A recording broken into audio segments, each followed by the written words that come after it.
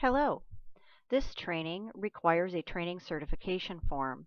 There's a link directly below the one to get into this training that has a form that you should print out and fill out as you go along. That makes it easier to make sure that you get the answers to the questions right without having to go back and review the training again. You'll need to turn this form into the city clerk by mail, email, or in person.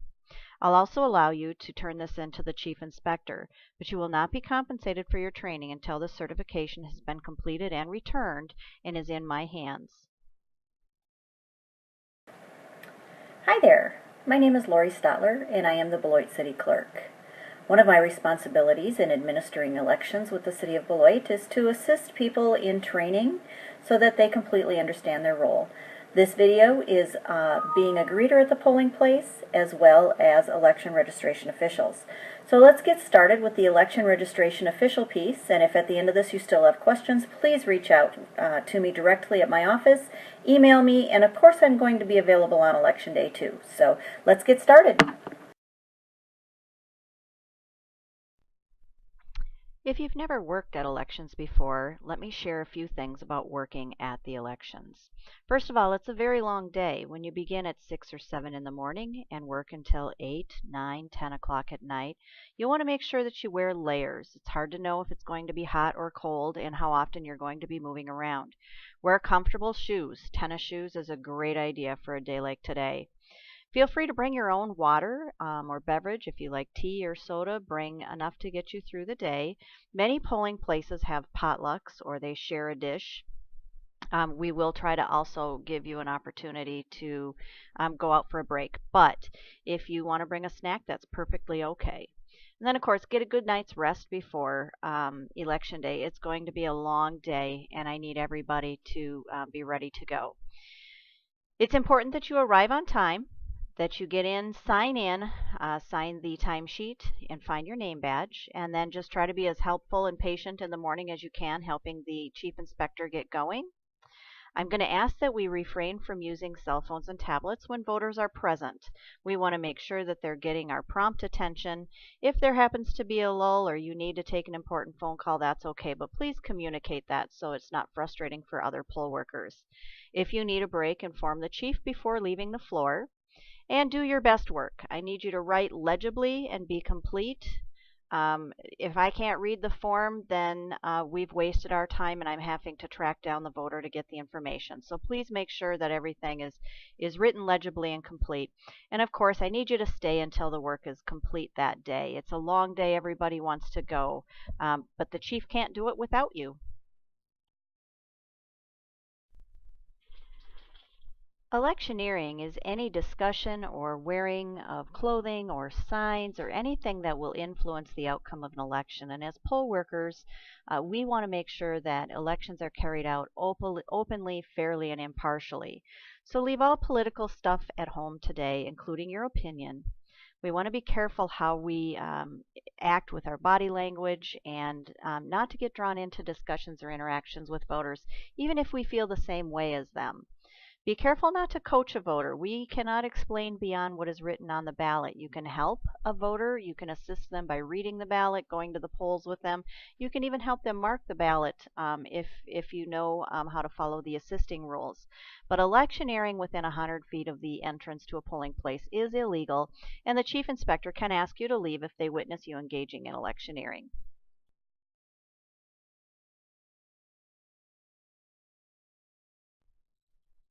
As I mentioned in the last slide, the voters' confidence and trust depends on you on Election Day. Interactions with electors, both positive and negative, can influence the public's confidence in the ability of election officials to administer elections in Wisconsin fairly, openly, and impartially. So as an election inspector, it's your responsibility to ensure that every eligible voter can participate in the democratic process. I'm asking you that we all be patient, kind. We provide quality work, we smile as often as possible, and if we don't know the answer, we'll get it, but let's not give any wrong information on Election Day. The chief should be available, and if not, we'll get back to the voter. You can always send them to the city clerk. We want to be very careful on Election Day not to give out the wrong information.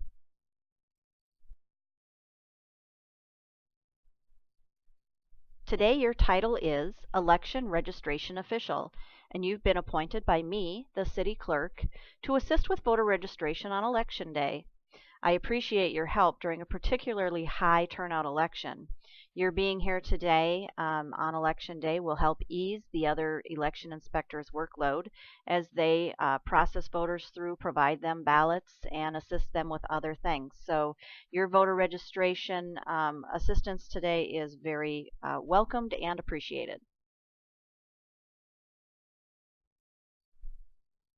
Wisconsin is one state that allows for Election Day registration. If you're a qualified elector and can provide your proof of residence and follow the steps that we're about to go through, voters can register on Election Day, receive and cast a ballot, and that ballot does get counted like everybody else's. It is my intent to provide you with the supplies necessary to register voters on Election Day. If there's something that you don't have that you feel will help the process, please ask the Chief Inspector. You will have a sign that denotes that that is the voter registration table, and you should have a table with enough chairs, clipboards, forms. I want you to know you have voter registration forms not only in English but also in Spanish and Hmong. You'll have label rolls for the voters to fill out to be able to put in the poll books later. We're going to go through all of this. I've included instructions for registering voters, proof of residence, quick reference guide, an ineligible voter list, an alpha list, a street directory. So you have a lot of supplies at the table, so hopefully you'll have time to get used to them in this presentation and know what to do with all of them. Just as important as it is to have the tools and resources to do your job on Election Day, it's important that we understand how to manage the traffic flow. You're going to have busy times and less busy times, but for the most of the day, it's probably going to be pretty busy. So if the voters are stacking up in line, please hand out a clipboard with a form on it and ask them to get started by filling out everything in the yellow, and then ask them also when you give them that if they have their proof of residence with them, because if they don't, they could stand in line for a long time only to be sent away to get their proof of residence. And then if they have their proof of residence and they can start filling out that form, just assure them that you'll be with them as soon as you can. We want to also make sure that the voters are in the right place. So if they seem uncertain that they're in the right place, quickly check the street listing or the alpha list or the myvote.wi.gov to find out before they stand in line too long. The street directory is a really handy tool to have the voter tell you where they live and find out what ward they're in and what polling place they belong in. So if the voter tells you that they live at 2605 Afton Road, you'll look down and find Afton Road, look left to the house range, and see that in the 2601 to 2711 on the odd side of the street would include your 2605 that the voter said. So now you're on the right row, slide across to ward number, and you'll see that that voter belongs in Ward 1. Keep sliding across to the right, and you'll see that it's Converse School. So this voter is in Ward 1 and will vote at Converse School. If you're registering voters at Converse School, you'll write Ward 1 at the bottom of the form when they're done and send them to the line for Ward 1. If you're not at Converse School, that voter will need to go to Converse School to register. You cannot register at one polling place and vote at another. So we have to get them in the right place first. Every polling place has an alpha list. Most of the time the alpha list will be at the greeter station. Sometimes there will be one at the voter registration table. This is for all registered voters. So if you're looking up a voter's name and she says she's Clarissa A. Anderson, you can ask her to verify her address. If she doesn't say 1982 Bootmaker, you can inquire, have you moved? At that point, she would need to re-register at her new address. We'd want to check the street directory to make sure she's still at the right place, and if not, send her to the right place. The alpha list is just a handy listing of all registered voters in the city of Beloit to help you make sure that everybody is in the right place. If the voters on this list, they are registered to vote and should proceed to the ward line to receive a ballot unless they tell you they've moved from the last election, at which time we'll have to make sure that they get registered in the right ward in the right polling place.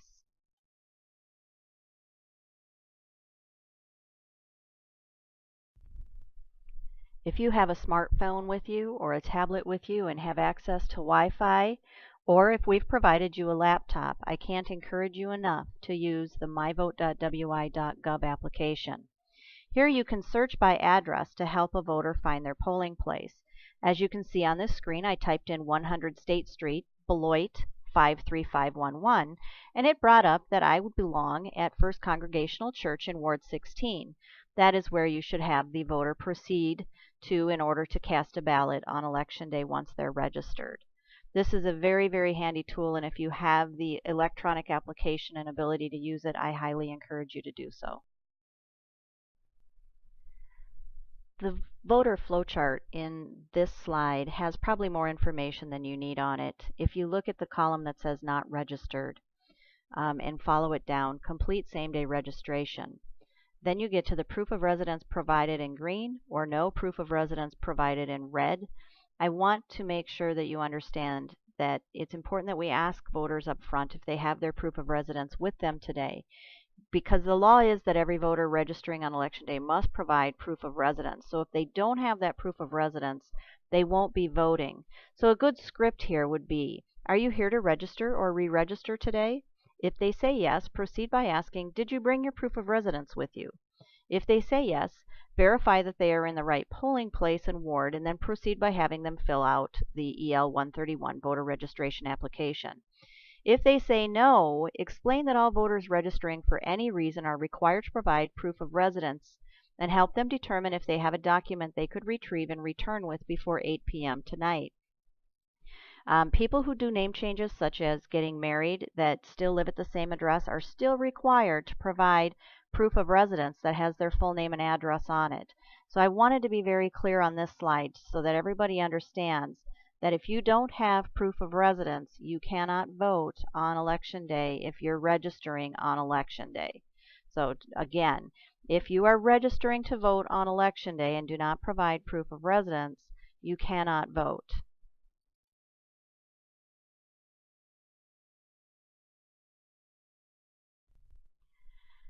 Now that you have a lot of background with the tools and supplies, we can get started on getting someone registered. So if they're a qualified elector, that meaning they're a U.S. citizen, 18 years or older on or before Election Day, and they've resided in their ward for the last 10 consecutive days with no present intent to move, they're a qualified voter. There are three types of individuals who are disqualified from voting in Wisconsin. The first is one who is a person convicted of a felony. This person would not have been pardoned nor completed the terms of his or her sentence. So probation, parole, or extended supervision. You have a list on your table today. It's called the ineligible voter list. You'll be required to check every voter registration against that ineligible list. If a voter is on that list, you will not be able to assist them any further unless they have a letter from the Department of Corrections stating that they have been separated from their sentence and their term of probation, parole, or supervision. The second type is somebody that has been determined by a court, and that means a judge, to be incapable of voting, and so it's called adjudicated incompetent. Very different from somebody who comes in and says, I have power of attorney over my mother or grandmother and she has dementia and I don't want her to vote. Unless they can provide that a court has determined them incompetent to vote, that's the judge. So we have to be very careful there. And then, of course, someone who's under guardianship, unless the court has determined that the person under the guardianship is competent to exercise the right to vote, we need to accept that guardianship paperwork. But we do need to see paperwork on that. And of course, the third one many people don't know much about here. Anyone who has made or became interested directly or indirectly in any bet, wager, or outcome of an election. So anybody who has placed a bet on the outcome of this election should not be registering or voting. It's hard for us to tell, but if they have, they would be disqualified. The first two are the most important, and the ineligible list with felonies is your highest priority for today.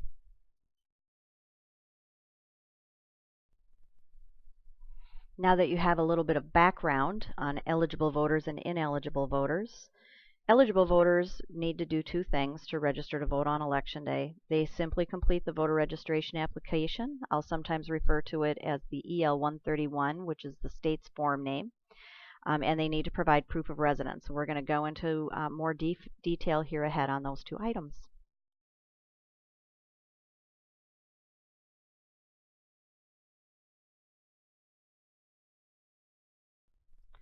This is a picture of the voter registration application, front and back. As you can see on the back, there are detailed instructions.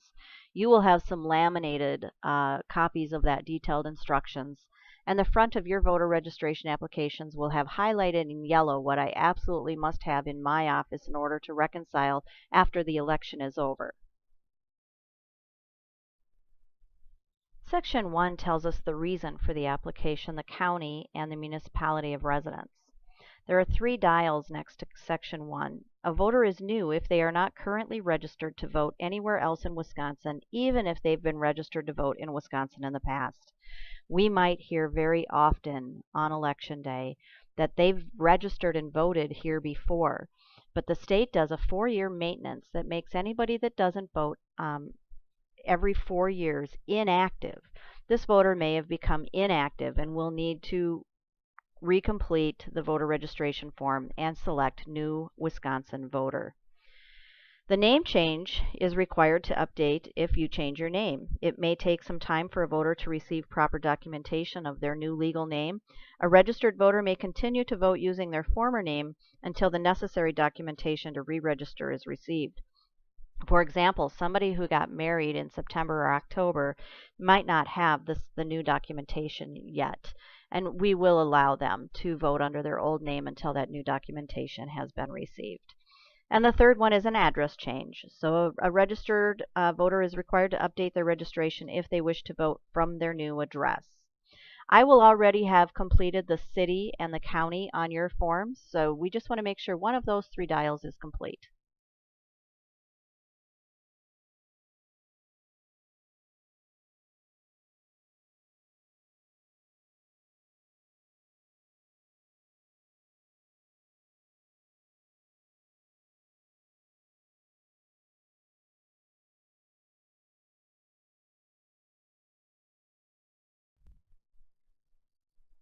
The voter must provide an identification number in box 2.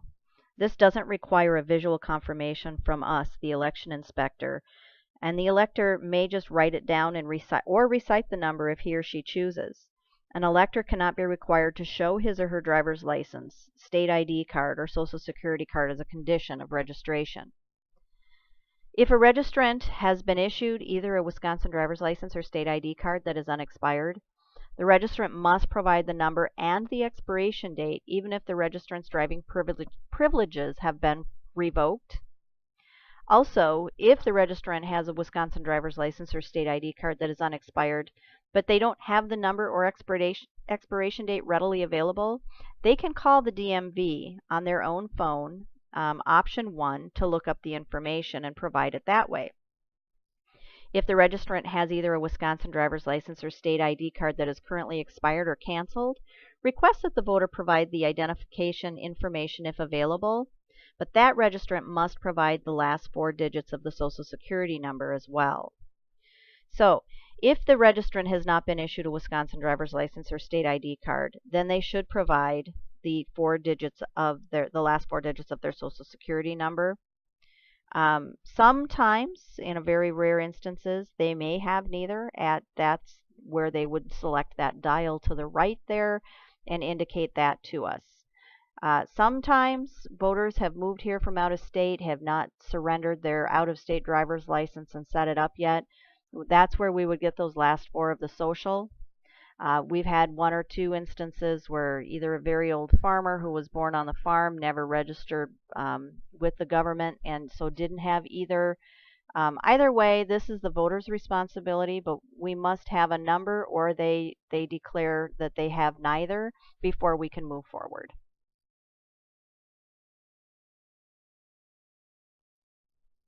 The voter should provide their full name as it is printed on the document they used in Section 2. unless the name on that document is no longer current and complete. They also need to provide us the month, day, and year of their birth. This is required, and it's impossible for us to reconcile if we don't have that date of birth.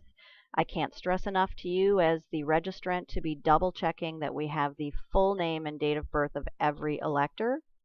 Any phone number or email address provides us opportunity to contact the voter after the election if we don't have the information, but it is subject to open records requests. So I do not require it from voters. It's just helpful if we need to contact them. You can see there that you can indicate if you're military or permanent overseas. We don't really deal with too much of that on election day. And then the registrant should provide their current home address, full street name, including the type. So if it is 123 South Main Street, make sure we get the South and the street, not 123 Main, 123 S Main ST is the very least that we should have. A P.O. box is not acceptable as a residential address, neither is a rural route box without a number. We need to make sure that we have complete street addresses on our applications. You'll see further down here that there's a mailing address. So if the voter does not receive mail at that residential address and I need to send them a letter, what is their current mailing address? You'll see in section 6 and 7 that if they've had previously registered to vote in Wisconsin under a different name or a different address, I need that information provided to us. This helps to keep their voter record intact. What we'll do if they moved here from Rhinelander, we'll find their voter record in Rhinelander, we'll verify that this is the voter, and we will merge those documents together to keep that voter record intact. So that previous piece is very helpful to making sure that we have the voters connected and right in the system.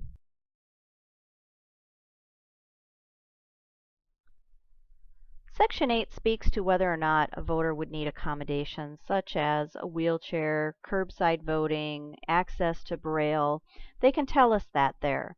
They can also tell us right below if they're interested in becoming like you and working at the polls. And the section to the right of that is if somebody is truly homeless and they have a letter as their proof of residency from a homeless shelter saying, we know that, Bob really does live in a van down by the river, they can actually mark here where that van has been parked for the last 10 days in order to prove that. If there is no street number or address as well, sometimes we have new developments where they've not been assigned yet, but the people are actually allowed to live. These are very, very rare, but it does exist on the form for that purpose. In section 9, you'll see two very important questions. They need to answer yes to both questions in order for the application to be approved.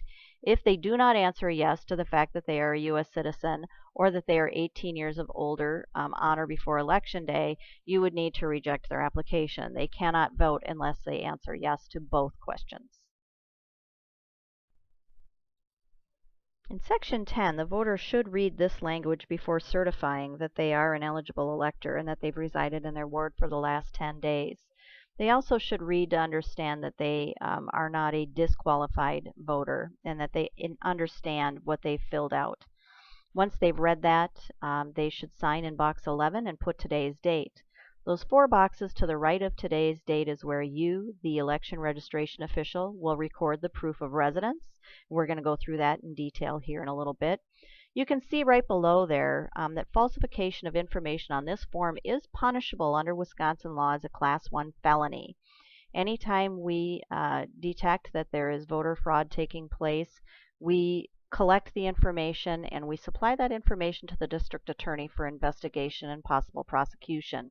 So voters should understand, and it's not that you need to tell them that, but they should understand that voter fraud is taken very seriously in Wisconsin, and we do our best to make sure that we report anything that looks like it could be falsification or voter fraud.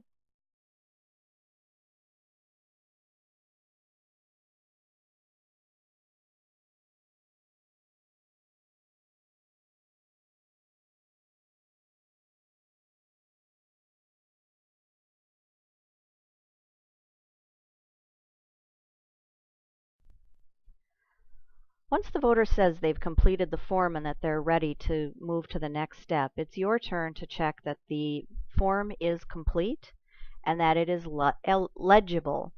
I need to reiterate over and over again that that identification number in section 2, their full name, their full address, their date of birth, that information must be legible for me in my office, for my staff to be able to reconcile after election day. So this is a garbage in, garbage out. So please make sure that we have completeness and we have legibility before signing and moving on to the proof of residence.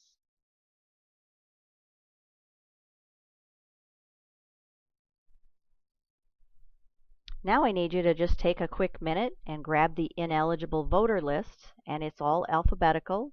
Just check their last name, see if they're on the list. If they are on the list, grab the chief inspector the first time so that you know what to give the voter and what to say to the voter. If they're not on the list, proceed with recording the proof of residence, signing the form, and moving them into the voting line.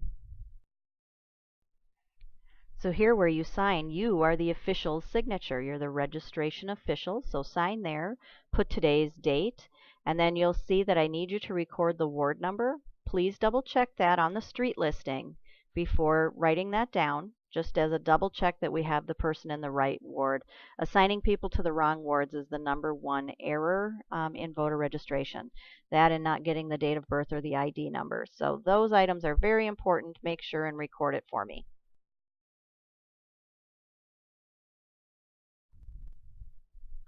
So the last step is recording the proof of residence documentation in those upper 4 boxes. And I've kind of come up with, I've borrowed actually from the City of Madison, a little chant to help you remember what you have to put down. And it's a little Dr. Seussy, but it's what, who, for, or to. What, who, for, or to. What, who, for, or to.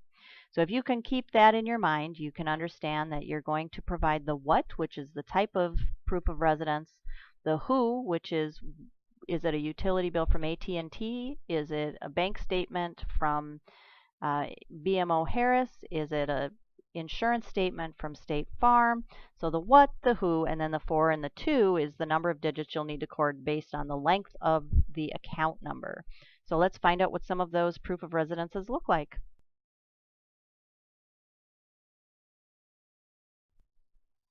I realize you can't read this form, but I want you to know that at your table you will have a complete listing, which is a 2-sided form, of all the different types of proof of residence. So I'll have you refer to this on Election Day quite often on the various types, because any old piece of mail won't do. It has to be a prescribed document on this list that the state has approved.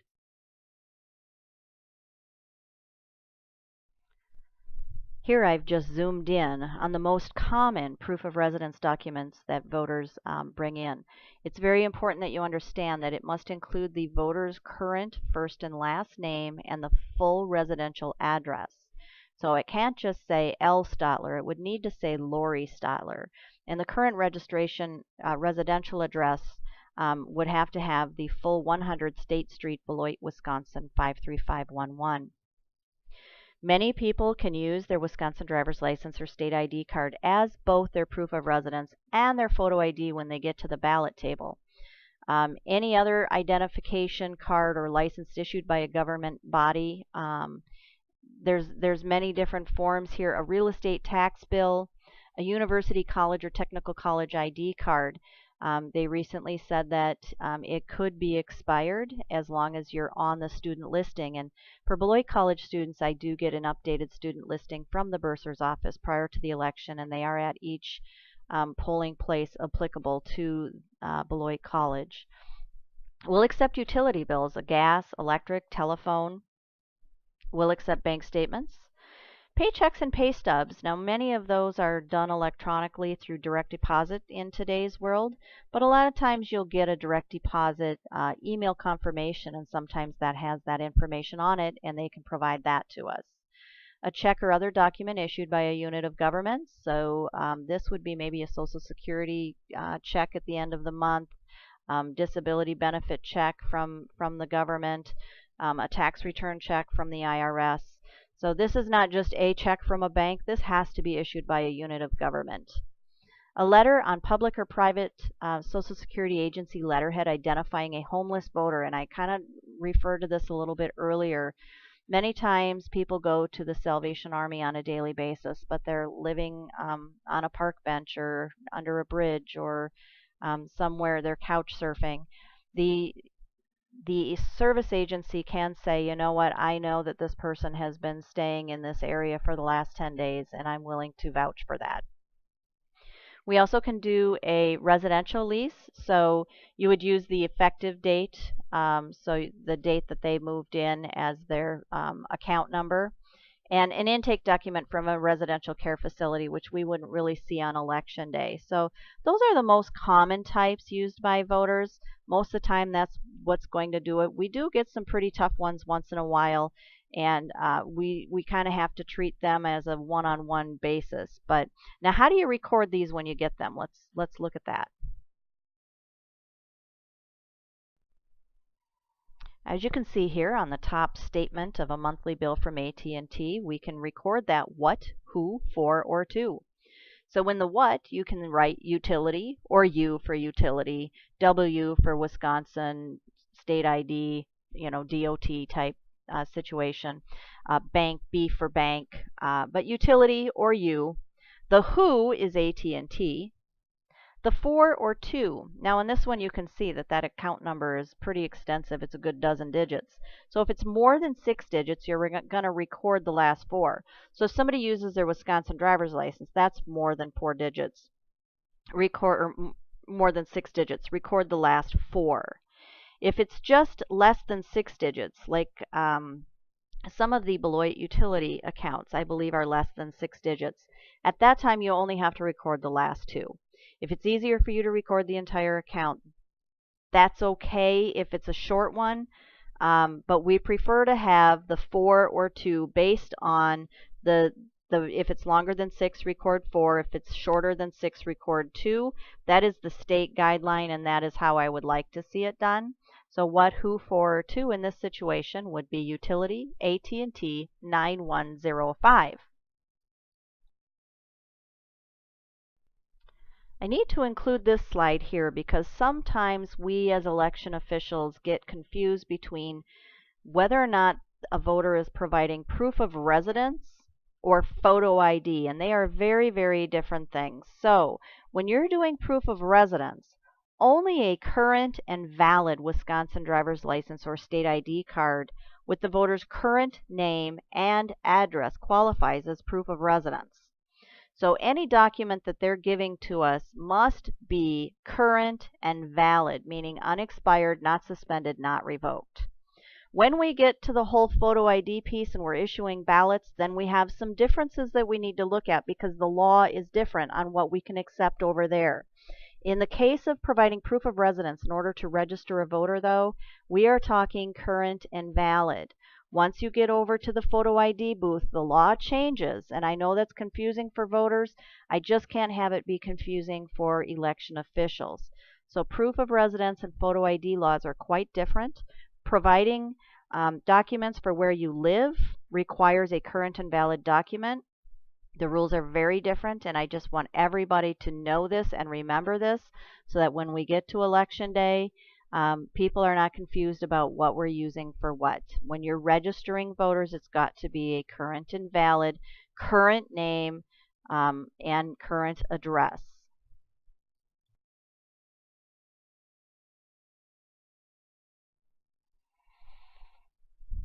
More recently, we've seen a lot of people who have gone to paying their bills online and going paperless, and that's great. We can accept electronic proof of residence. It gets a little trickier when we do that, but documents presented on a laptop, smartphone, or tablet are acceptable. Election registration officials are not required to provide computers or internet for the voters to obtain that information, however. So please don't feel like we need to be providing that for them to give us that information. And also I want you to know you're not required to handle a registrant's electronic device. Not only do they have a lot of germs, but they cost a lot of money. If you choose to do so, please do so with the registrant's permission. Otherwise, it's fine for them to look up the bill, find the number, zoom it in, and show it to you so that you can accurately record it. We're more online today, so I think we're going to see more and more of this as time goes on. You still need to make sure that it's a current and valid document. It has their full name and their full address. So you will need to be able to pull off that what, who, for, or to on any document that you accept electronically. The last step in the process for the voter is to complete 2 identical labels for the poll books. So while you're reviewing the information on the form and documenting the proof of residence, please hand the voter 2 identical, I believe they're 1x3 labels. We provide them on a roll, and have them fill them out exactly the same, legibly, with their full name and their full address. What we'll do is we'll take one label and put it in the county poll book, one label and put it in the city poll book in the supplemental list. That is where they will sign one poll list, and we'll reconcile to make sure that they get credit for voting, and we'll match their voter registration to that. So it's a critical step. Every voter has to do it, and they can be doing it while you're verifying the information and recording the proof of residence.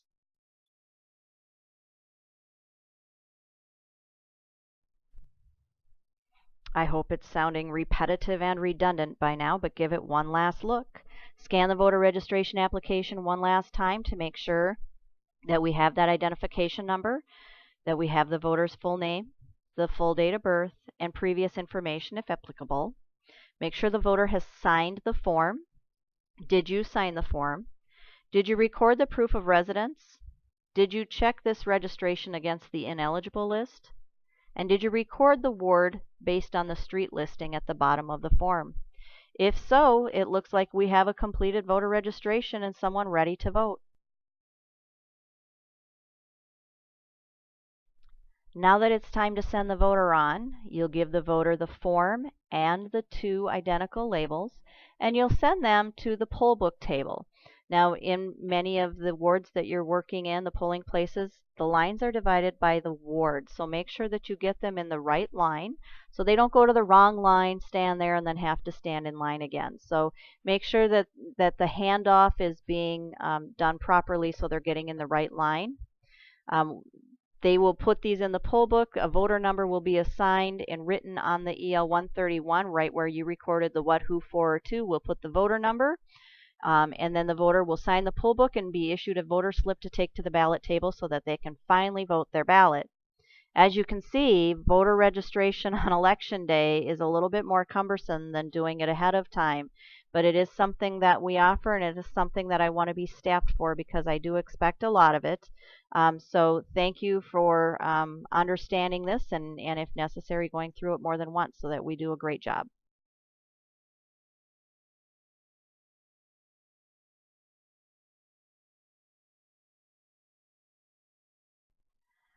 Let's wrap it up with just a few slides on working as a greeter in case you get moved into that position.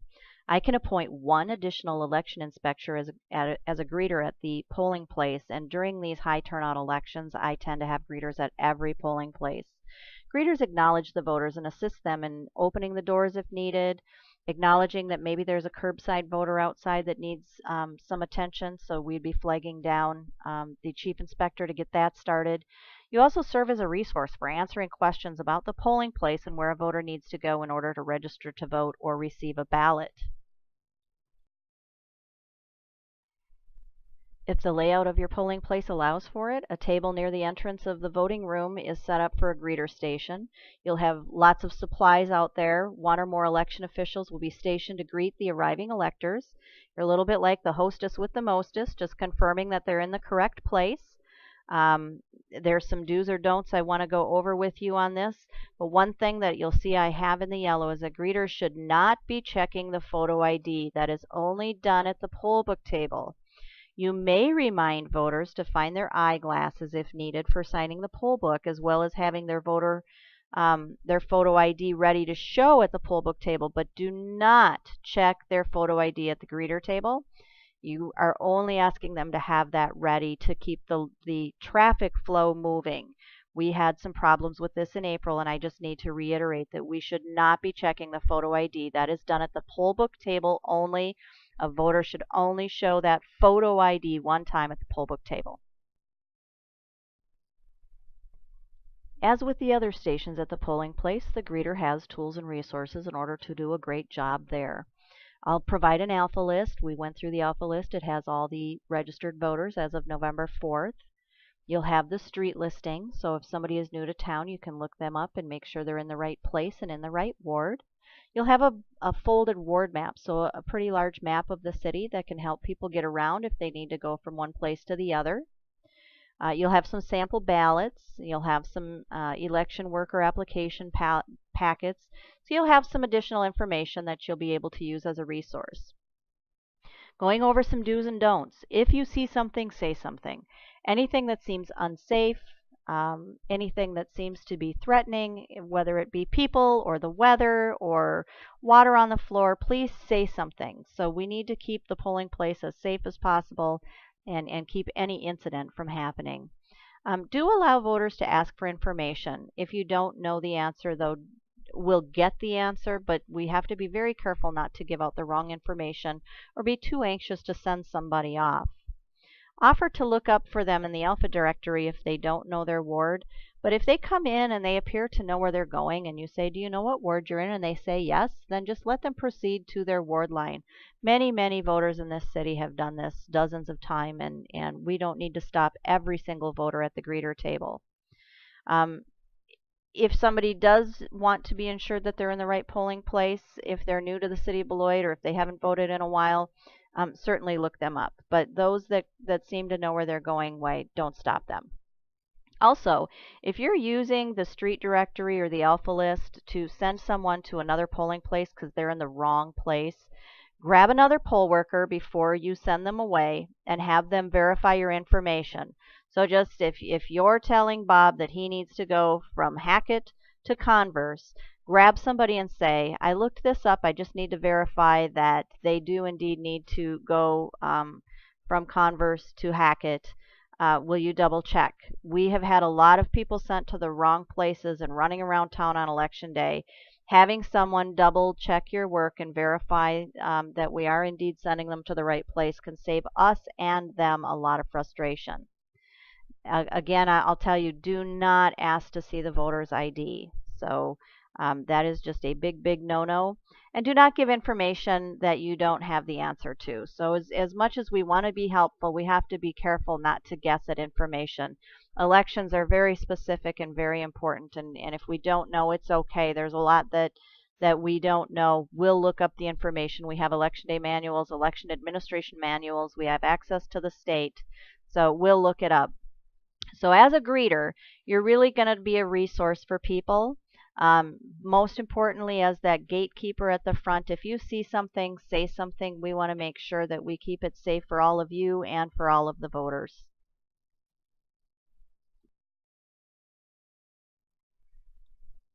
So that's it. I've thrown a lot of information at you over the last half hour, 45 minutes. I hope that you enjoy your election day experience, and I hope that you know by helping at the polls you bring value and trust to the process. I'm very grateful for all of you willing to work with me on election day to administer the election openly, fairly, and impartially. I want you to know that it's very important to me and to my staff that any elector who wants to cast a ballot is able to do so and know that their ballot was counted. And because of you and because of your willingness to be trained, your willingness to serve and to understand the rules, we in Beloit can be proud that that happens. So thank you for your time, and until next time.